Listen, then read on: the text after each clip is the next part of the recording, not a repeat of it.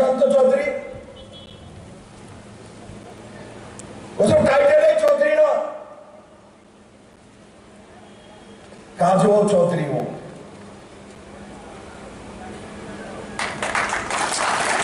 ওনার পিতা স্বর্গবাস হওয়ার পরে উনি পার্টির প্রতি, কার্যকর্তার প্রতি সমর্পিত, তার জন্য এখানে ময়দানে বসে আছেন এসে মঞ্চে।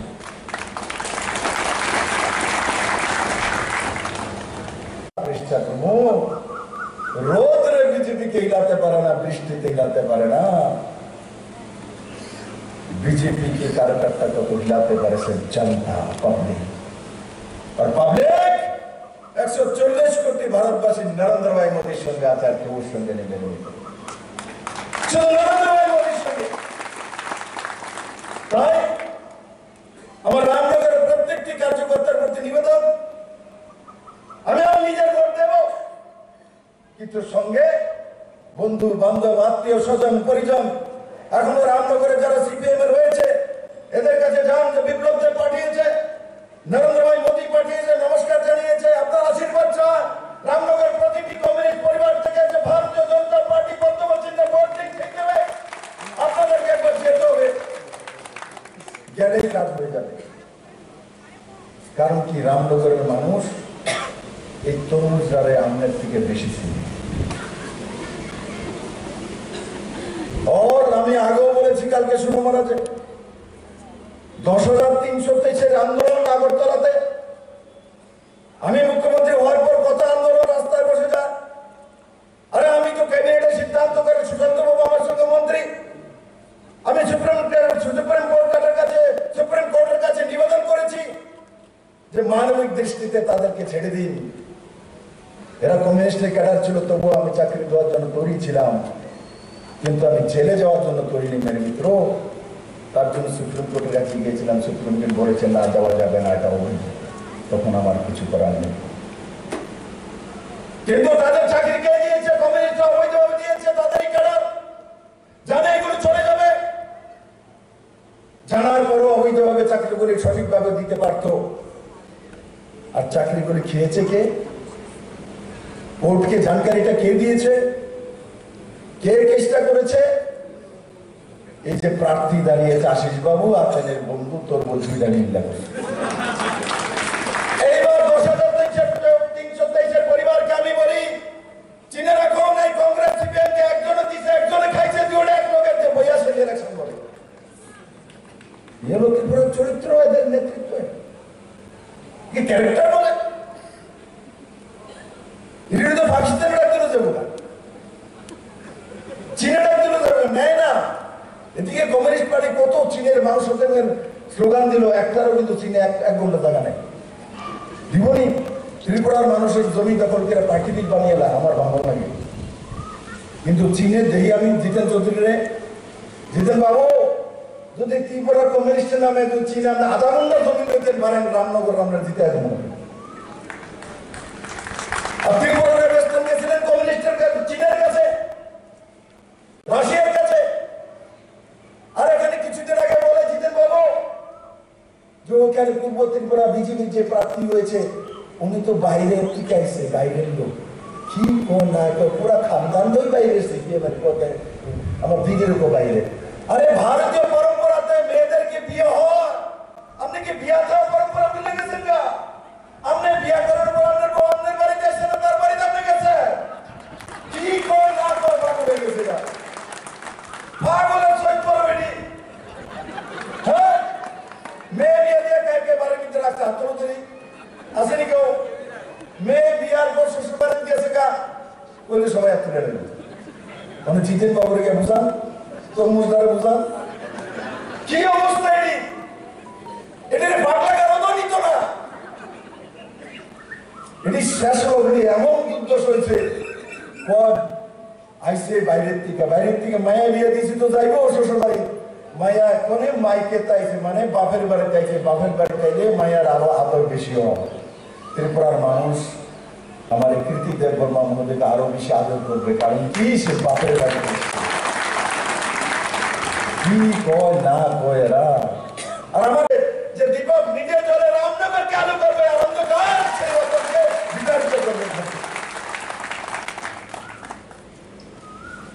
মঞ্চে অনেক আলো আছে, সমস্ত আলো একসঙ্গে দিলে রামনগর ধরে অনেক বেশি আলোকিত হয়ে যাবে, বাংলাদেশ পর্যন্ত দেখা যাবে। সেই কারণে আমি ভারতীয় জনতা পার্টির কার্যকর্তার প্রতি ঝাঁপি। আমাকে অনেকে বলে, বিপ্লব দা আমাদের দেখলেই সিপিএম বাড়ি ঢুকে যাবে। আরে আমি এমন কিছু থরি,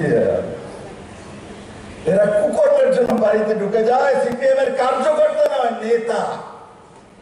কার্যকর্তা সিপিএম এর, আমিও ভালোবাসি সিপিএম এর কার্যকর্তাকে। আমি আজকে এখানে সমস্ত পৃষ্ঠা প্রমুখদের বলবো, এক একটা সিপিএম এর কার্যকর্তার বাড়িতে যান, ভোটারের বাড়িতে যান, সমস্ত লোক দীপক মজুমদারের বিপ্লবদেরকে ভোট দেবে।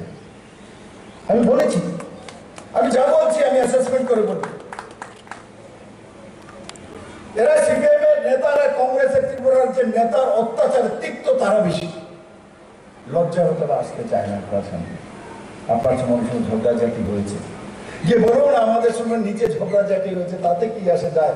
যারা আসলে ঝগড়াঝাটি নাটক করত, এরা তো এক পরে কুলে না কান্দে উঠে বেরোচ্ছে, বন্ধুরের মাথা তুলতে দেবো। তা আমরা কেন লড়াই করবো? আমাদের দরকার কি কংগ্রেস সিপিএম এর রাজ্যে করা? রামনগরবাসী, ভারতীয় জনতা পার্টির প্রত্যেকটি কার্যকর্তা যারা আপনারা বাড়ি বাড়ি বিপ্লবদেব যেটা বলে অ্যাসেসমেন্ট করে বলে, ত্রিপুরা রাজ্যে কংগ্রেস অ্যাক্ট নেই, কোথাও কংগ্রেস নেই, রামনগরও নেই। সিপিএম এর ভোটটাকেই ট্রান্সফার করতে হবে। এখন সিপিএম এর ভোট স্বয়ং মানিক সরকারও ট্রান্সফার করবে না, লিখুন ডায়েরি। ওনার 4 বারের মুখ্যমন্ত্রী 27 তারিখ যখন এই রতন বাবু নমিনেশন পত্র আশিস বাবুকে নিয়ে দিয়েছেন, তখন এই তরমুজ দুটো দেখা গেছে, একটা ক্যান্ডিডেট তরমুজ আর একটা তার ভোটটা, আর কমিউনিস্টের অপবিত্র কর, আর একটা হয়েছে আদা চোর। আদাও চুরি করে, ঝাল লাগে না আদা? চুরি করলে মিষ্টি চুরি করবো, রসগোল্লা চুরি করবো। আমিও চুরি করছি ছোটবেলা থাকতে, চিনি খাইয়া লাই, মিষ্টি খাইয়া লাই, গোলাপ জামুন জিলাপি খাইয়া লাই। আদা চুরি করে আমি খাইছি না ভাই, আদা চুরি করে ত্রিপুরার মানুষ খেতেও না। এরা মিছিল নিয়ে বেরিয়েছে, আমি তো নজর রাখি তার মধ্যে মিছিলের মধ্যে কে কে আছে, ফটোটা তুলবো। আমি চিন্তা করছিলাম মানিকদা কোন সময় আসবে, মানিকদা কোন সময়, মানিকদার আসে না। মানিকদা তাদের মিছিলে ছিল না, মানে মানিকদা তাদের এই অবৈধ ভোটকে মানে না। দেখি না তাদের হিম্মত নেই ওনাকে একটা বক্তব্য দেওয়ার জন্য রামনগরে। দেখি আসো, আমি তো বলছি, সাংবাদিকরা দেখছেন তো, যে মানিকদা এসে বসুক, বলো যে হাত চিহ্নিতে ভোট দেওয়ার জন্য এই চিন্তা আমার তুলতে হবে। 4 বারের মুখ্যমন্ত্রী, 25 বছরের টানা সরকার, সিপিএম এর সেক্রেটারি, তাবর নেতা, দুনিয়ার মধ্যে স্বর্ণ যুগে নেছে, এখন বলবে শেষ বয়সে 75 বছর বয়সে হলে হাত চিহ্নিতে ভোট দেবো? মাথা খারাপ। জীবনে বলবে জীবন। ভারতীয় জনতা পার্টি অ্যাডজাস্টমেন্ট নয়। রামনগরের সিপিএম এর আর কংগ্রেসের মানুষ তো দুর্দশা। কেন? লোকসভাতে হাত চিহ্নিতে ভোট দিতে হবে, বিধানসভার মধ্যে কাস্ট্রাতে ভোট দিতে। কি অবস্থা আইনি! এরা মনে কেউ চিন্তাও করে নাই। উতারে ক্যান্ডিডেট দিয়ে দেয়, উতারে দিয়েছে, ওর সেখানে হাত চিহ্নিতে ভোট দিতে হবে। আর বিধানসভার মধ্যে দীপক বাবুর সঙ্গে লড়াই করবে। এমনি তো 2 রতন বিজেপির কাছে আছে, আরেক রতনের দরকার আছে? আছে কেউ দরকার আছে? রতনে রতন চিনি তো, 2টা তো আছে আমার কাছে, আরেকটার দরকারই নাই। এই আছে কাস্ট্রাতি,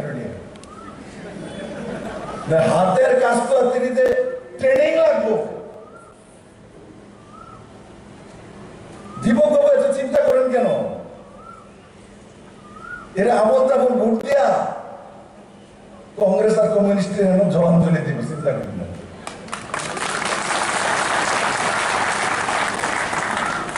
বিনাশকালে বিপরীত বুদ্ধি দিশার হয়ে গেলে মানুষ যেটা করে সেটাই করছে। দিশারা হলে মানুষ যেটা করে এটাই করছে। কংগ্রেসের নেতা রাহুল গান্ধী বেলে আছেন, জানেন কি? কোর্ট থেকে বেল 5,000 কোটি টাকার কেলেঙ্কারি।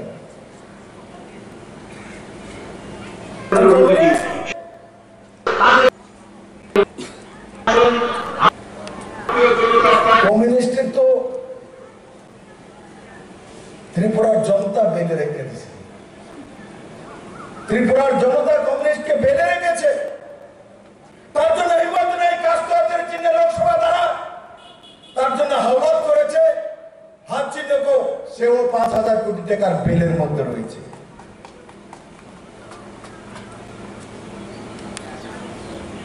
কমিউনিস্টের প্রায়শ্চিত্ত করা উচিত। যে ত্রিপুরা রাজ্যে কংগ্রেস আর কমিউনিস্টের নেতৃত্বের কারণে হাজারো মহিলা বলাৎকার হয়েছে,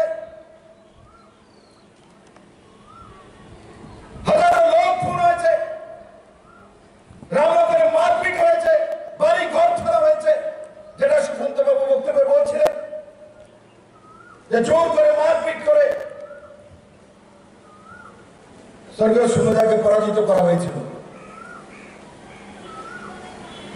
তখন পরাজিত করার দরকার কি ছিল? সুনজা তো হাত চিহ্নিতে দাঁড়িয়েছিল। এখন যদি হাত চিহ্নিতে ভোট দিতে হয় তখন কেন করলেন? আর এই কমিউনিস্টের নেতাদের ভাগ্য ভালো, তখন অমিত শাহ নরেন্দ্র মোদী ত্রিপুরাতে আসেনি। তখন যদি আসতো ত্রিপুরা সাফ করে দিতাম তখনই। আর এরা ক্ষমতা রয়েছে কার জন্য? এই হাত চিহ্নের নেতৃত্ব ত্রিপুরাতে যারা করে তাদের জন্যই ছিল, গ্যারান্টি সহকারে বলতে পারি আমি। নাহলে কমিউনিস্ট এমন কোন কাজ করেনি যে কারণে ত্রিপুরাতে সত্তাতে 25 বছর থাকতে পারে। আমাদের লক্ষ্য 28 নয়, আগামী 50 পর্যন্ত যেন আমরা চলতে পারি এ রাজ্যে একসঙ্গে। তার জন্য এই অ্যালায়েন্স সংযুক্ত হয়েছে, আর তাতেই প্যাটে মোচড় ধরেছে কমিউনিস্ট পার্টি এবং কংগ্রেসের বন্ধুরা। একতরফা নির্বাচন প্রত্যেকে বলছে। কেউ বলছেন যে বিপ্লব কুমার দেব 6 লাখ ভোটে জয়ী হবে, কেউ বলছেন 5 লাখ ভোটে জয়ী হবে, হাইস্ট রেকর্ডে মার্জিনে জয়ী হবে, কেউ বলছেন উপনির্বাচনে দীপক মজুমদার রেকর্ড ভোটের ব্যবধানে জয়ী হবে। আমি বলবো বক্সনগরকে ফলো করুন। 3000-এর ভোটের ব্যবধানে বেশি যেন সিপিআইএম না পায় রামনগর আসন থেকে। বক্সনগরকে ফলো করুন। 3.5-এর মধ্যে সেখানকার মানুষ তাদেরকে আটকে দিয়েছিল, অথচ বিগত বিধানসভা নির্বাচনে সিপিআইএম প্রার্থী সেখান থেকে জয়ী হয়েছিল। কারণ কি? পরিবর্তন হবে। আয়া করছি এই স্লোগান দিয়ে কংগ্রেস এবং সিপিআইএম মানুষকে বিভ্রান্ত করেছিল, কিন্তু পরিবর্তন হয়নি। গ্রামের মানুষ জল জীবন মিশন পেয়েছে। শেষ কথা, যারা আমরা দল করি মনে রাখবেন দল আছে বলেই গণতান্ত্রিক পরিবেশে আমরা শ্বাস প্রশ্বাস নিতে পারছি। 25 বছরের লাঞ্ছনা, 25 বছরের সিপিআইএম অপশাসন, সেগুলো ভুলে গেলে চলবে না।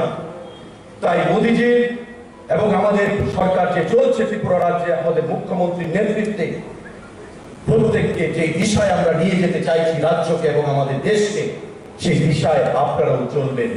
কারণ সরকার পালাবদলের কোনো সম্ভাবনা নেই। এবং আমি দায়িত্ব নিয়ে বলছি, মোদীজি স্লোগান তুলেছেন আপকি বার, আপকি বার, আপকি বার, ফির সে একবার, ফির সে একবার। 400 পার আমাদের করতে হবে লোকসভার মধ্যে বন্ধুরা। এবং এই 400 পার করতে গিয়ে ত্রিপুরার দুটো পদ্মফল, পশ্চিম আসন এবং পূর্ব আসন, দুটো আসন হলেই আমাদের 400 পার হবে। এই দুটো আসনকে সঙ্গে নিয়েই আমাদের 400 পার হবে। এবং বিধানসভায় আমাদের 33খানা আসন রয়েছে ভারতীয় জনতা পার্টি। এই লোকসভা নির্বাচনের সঙ্গে বিধানসভা নির্বাচন উপনির্বাচন অনুষ্ঠিত হচ্ছে। দীপক মজুমদার প্রার্থী হিসাবে জয়ী হয়ে 34টা আসন হবে আমাদের ভারতীয় জনতা পার্টির জন্য।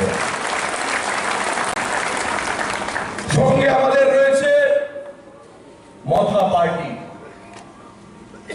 মহারাজা প্রদ্যুৎ বিক্রম মানিক্যর নেতৃত্বে মথা গঠিত হয়েছিল।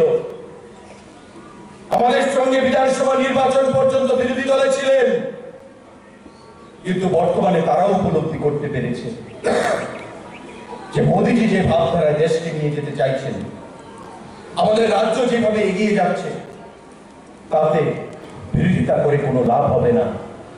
প্রতিটি ক্ষেত্রে মানুষ এগিয়ে যেতে চাইছে। 25 বছরের বন্ধা রাজনীতি থেকে, চিন্তাধারা থেকে বেরিয়ে এসে বিপ্লব বাবুর নেতৃত্বে সরকার গঠিত হয়েছিল। আজকে প্রফেসর ডক্টর মানিক শাহর নেতৃত্বে আমরা চলছি। আমাদের কান্ডারি হচ্ছেন মোদীজি, আমাদের নায়ক।